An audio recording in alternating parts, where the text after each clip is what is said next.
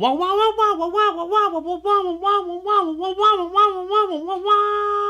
Woman!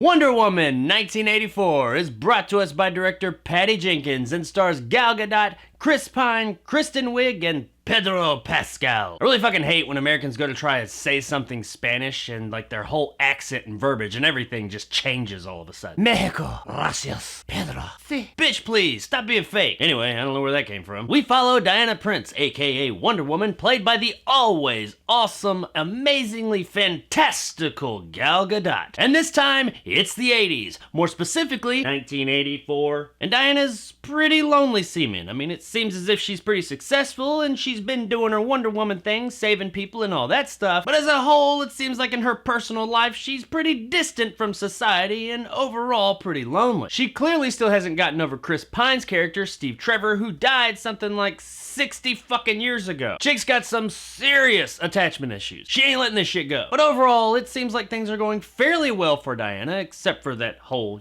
personal misery thing and all. When a new magical item shows up in the world and starts causing some mischief, Diana has to spring into action to go try and figure out what the hell's going on with this thing and where it came from. When a businessman played by Pedro Pascal comes in possession of this magical item, the world starts to go to shit. And Diana has to make that age-old superhero choice between her own happiness and saving the world. Wonder Woman 1984 is different than the original Wonder Woman movie. It's got a lot of the same people behind and in front of the camera, but it's a very different movie than that original was. And I do think that that's by design. The movie not only takes place in 1984, but it's almost made like a movie was back in 1984. I mean, it's got all the pretty bells and whistles of modern movie, but the way the movie's made, some of the filmmaking techniques, and especially some of the performances seem like they are right out of 1984. Not just the way they're dressed and the setting and all that. No, even the reactions, the way these people are acting. It doesn't seem like how people were in the 80s, it seems like how people were in the movies in the 80s. Some people have seen this and commented on how some of the characters have been kind of like goofy and hokey, but I think that calls back to that time period. Case in point, there's a scene near the beginning of the movie, which you've probably seen bits and pieces of from the trailer, where Wonder Woman's apprehending some bad guys in a mall. It's got a whole bunch of 80s throwbacks in this scene, but even the bad guys, like the way they react to things and the decisions they're making, they're very 80s. Like one guy decides to real quick take someone hostage and really like escalate the situation really quick. This is not realistic in the slightest, and it's not how things happen in movies nowadays. But if you look back to like action movies in the mid 80s, this is the kind of behaviors that our bad guys display. And even when she comes and starts capturing people, the expressions on their face, they're real heightened and kind of goofy. That's just how it was, and I'm pretty sure that's the direction this movie was going. Now whether it works or not, that's a different discussion, but I do think that it was intentional for the most part. Yes, this movie and its tone and how everything plays out for the most part is quite a departure from the DCEU we've come to know and the Wonder Woman that came before this one. But once I realized that's what was going on here, I had a really good time with the performances and setting and everything going on in this movie. Now our story is fine, it's okay. We don't really have a main villain for a lot of the movie. Pedro Pascal's character of Max Lord is actually an interesting character. Like I said, he does have some layers. He's not inherently a bad guy, he's just kind of corrupted by power. And it's not like corrupted by power in the traditional sense. He actually wants to do good. He has fairly good intentions throughout most of the film. But the way he goes about carrying out these good intentions causes a whole lot of havoc. Now those are the most interesting characters, when you have someone who's not just bad for bad's sake. They are actually doing something. When your villain has a plan, when they think they're right, and they can actually tell you, this is why I think I'm right. Regardless if you agree with it or not, you can understand it. That's what makes interesting villains, and I think that's what this villain did. They did a really good job with that. You understand why this guy's doing the things he's doing. That made the character much more interesting than your typical bad guy, and definitely more interesting than the last movie's bad guy, Ares. Now, it's no surprise we also have Kristen Wiig's Cheetah in this movie as well. Cheetah was kind of a mixed bag for me. For the vast majority of the movie, I actually really liked the character. I like how they built her, I liked her progression, I liked how she got to where she got. Kristen Wiig did a really good job with this. Her transformation was natural and it occurred throughout the movie. Where she ends up with, I understand, and I'm okay with that. It's the artistic vision and direction they went with this character that I had a problem with. Now, when I first saw this character in the trailer for Wonder Woman, I thought, holy shit, that looks really fucking bad. And it did. I don't care what anybody says. Now, while it wasn't like the worst CGI in the world that I've ever seen, compared to all the other really good looking CGI on screen during the trailer, this cheetah that we saw in that trailer just looked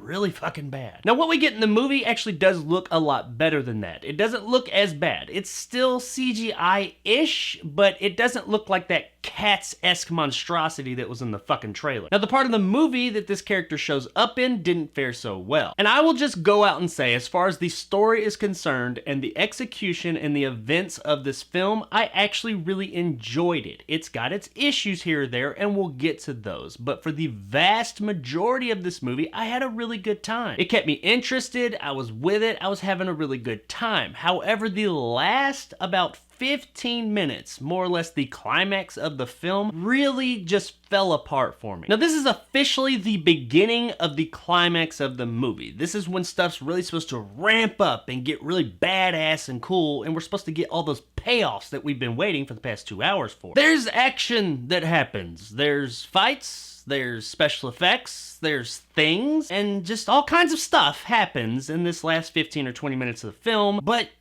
you just don't give a fuck. It's kind of just all messy and thrown together. This is also where the whole cheetah fight happens, where she goes full cheetah. Prior to this phase of the transformation, she was pretty badass. She could do all the super moves and all that, but she more or less still looked like Kristen Wiig. I would have preferred they keep that, maybe a couple of little aesthetic choices that would have differentiated her and said, hey, this is, you know, Apex Cheetah or something. But this total transformation thing, it just didn't work for me. The rest of the ending has issues too. The thing that happens in the end, I understood it, and I appreciate the message that they were trying to put forth with this ending and the thing they went through. I mean, it's pretty warm and feel good and fuzzy, and that's great. But something else it was pretty just anticlimactic. Also, when looking at the repercussions of the end of this movie, I have a whole lot of questions. There's just a whole lot of what ifs at the end of this movie, and it left me kind of unsatisfied. And that was the biggest issue of all with this movie. That last part, it just left me just wanting, not necessarily more, but I just wanted answers. And that sucks, because I remember thinking, up to this point, I'm having a good time. I had heard people giving this movie shit, but you know what? I'm kind of enjoying it. And then this ending happened, and it's like,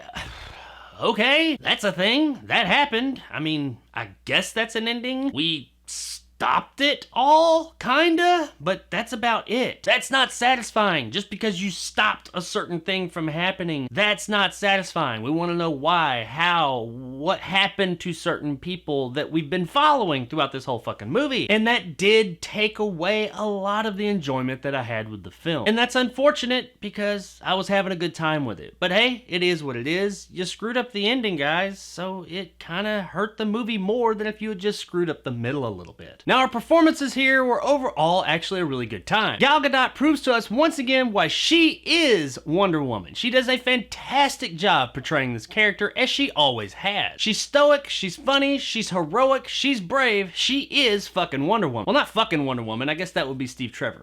But she is Wonder Woman. Kristen Wiig also does a really good job as Barbara, aka Cheetah. Her transformation from the typical 80s nerdy girl to the badass Cheetah is very well done here. It's fluid and natural throughout the film. It doesn't happen just out of nowhere. And as a whole, besides a few aesthetic choices there in the end, I think that her character was portrayed really well. Pedro Pascal's Max Lord is probably one of the most layered characters in the film, and his ascent is actually one of the more interesting, however a bit inconsistent at times. I get how he got from here to there, and it's not quite that cut and dry in the film. They do take you on a journey with this character, but sometimes it seems like there's a scene or something we didn't quite get. As I said, we understand what's going on, we know why the world is the way it is at this point in the film, and why his character is, but it just kind of seems like it jumped somewhere. Like while something else was happening on screen, there's another scene that was maybe cut or something with his character that we missed. But with a 2.5-hour movie, me sitting here saying, hey, I think we needed more scenes, seems a bit odd. And while I was enjoying the vast majority of everything that was going on screen in this movie, it may have behooved them to shave a couple of scenes down and just stick in a few filler scenes with this character to flesh him out just a bit more. But overall, Pedro Pascal did do a really good job here with this character. While we may not have gotten quite the payoff that we wanted there, and I mean, yes, we did get a conclusion with this character to a degree, it just wasn't quite as fulfilling as we'd hoped it would have been. But that's not really Pascal's fault or his performance. His performance and portrayal of this character was a really good time. And this brings us to Chris Pine's Steve Trevor. Ultimately, if you enjoyed this character in the last movie, you will like him here too. He's more or less the same character, it's just that this time he is the fish out of water instead of Diana. So if you enjoyed that character in the last Wonder Woman film, you will enjoy him here too. He's not quite as like secret agent super suave as he was in the last film. This one he's a bit more awestruck and in wonder most of the movie, and that does make sense seeing as how last time he remembers being on Earth was like 1920 or something like that, and now it's 1984. So he's like seeing spaceships and all that, how he went to the moon, and just airplanes he could never even imagined, and all kinds of crazy shit. So that makes sense. And Chris Pine did a really good job overall, once again. Overall though, everybody in the film did a really good job. Performances were not one of the issues here. There are a couple of inconsistencies here or there, but it's not necessarily the performances, it's more the storytelling and the way the film is executed. Now from a technical standpoint, the movie overall is in good hands. Like I said, there are large portions of the film that are kind of shot like a movie from the 80s. Overall, it's a really good looking movie though, especially like the first 10 or 15 minutes that take place in Themyscira. Holy shit, this is some beautiful fucking landscapes we got here. Like some really big sweeping shots of like waterfalls and mountains and all that, which I assume are actual practical locations. But even the parts that aren't like that, just the city scenes and all that stuff, the movie looks really good. And when it comes to the special effects, everything here for the most part is looking pretty good. However,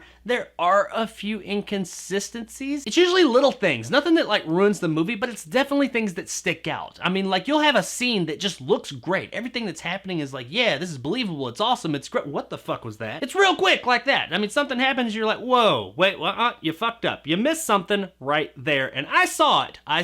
You tried to hide it, but I saw it. Once again, none of it's like terrible. This is a very CGI heavy movie, so you expect to have some CGI that doesn't quite stand up to the rest. But as I mentioned, there are some elements that show up that do stick out compared to everything else here or there. Now I said we were going to talk about Cheetah, and this is where we're going to talk about Cheetah. I just really didn't like this scene. I wanted to like this scene. Now we've seen some shots from this scene in the trailer plenty of times leading up to the release of the film. And as I mentioned earlier, they clearly must have done some extra work to this scene since then, because what we get in the movie does look a lot better than it did in that trailer. But it still looks off, and looking at the way that the lighting is in this scene, I would be willing to bet that this scene originally took place during the day, or at least in brighter condition. Which would make sense, because the character of Cheetah doesn't really look that great. It's not quite as bad as like Cats from last year. That's kind of how the trailer looked, but it's not like great either. It really stands out. This seemed like it was supposed to be a really exciting scene where you could see everything that was going on, and it was kind of cool. And if it was lighter, like if the scene was in daytime or dusk, or you know, with more light going on, it may have been, but for the vast majority of the scene, while you know basically what's happening, you can't really tell moment to moment what's going down. And that sucks, because this was kind of one of the big climactic battles of the film. You've been looking forward to this the whole time, and when it happens, you're like, oh, a fucking jumbled mess. Okay, that kind of sucks. And like I said, that's unfortunate, because it's the end of the fucking movie. Now, while these CGI flubs do definitely stand out in the film, overall, I will say the movie does have good special effects. But these few trip-ups here or there really stand out, and that's unfortunate, especially when, as far as I can tell, one of them ended up ruining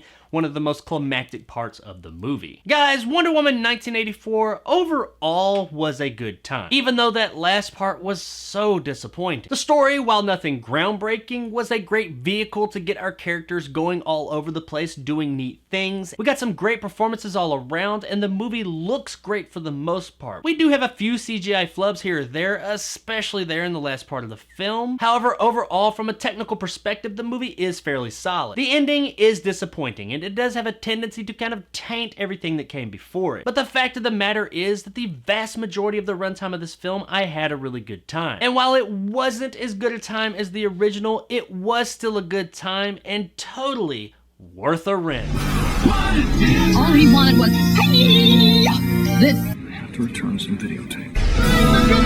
Overall, I did enjoy this film. Now, the biggest disappointment being the disappointing ending, but as a whole, I did have a good time. And if you did enjoy the last movie and those characters, and you just understand that you're probably not going to get quite as much satisfaction out of the end of this movie as you would like, then give it a shot one night, and I think you'll have a good time with it. So there it is, guys, my review of Wonder Woman 1984. If you enjoyed and want more content like this, hit that subscribe button and help my little channel grow. If you liked what I had to say, give me a like. If not, let me know in the comments below why. And as always, stay sexy, Washington, D.C. What did you do?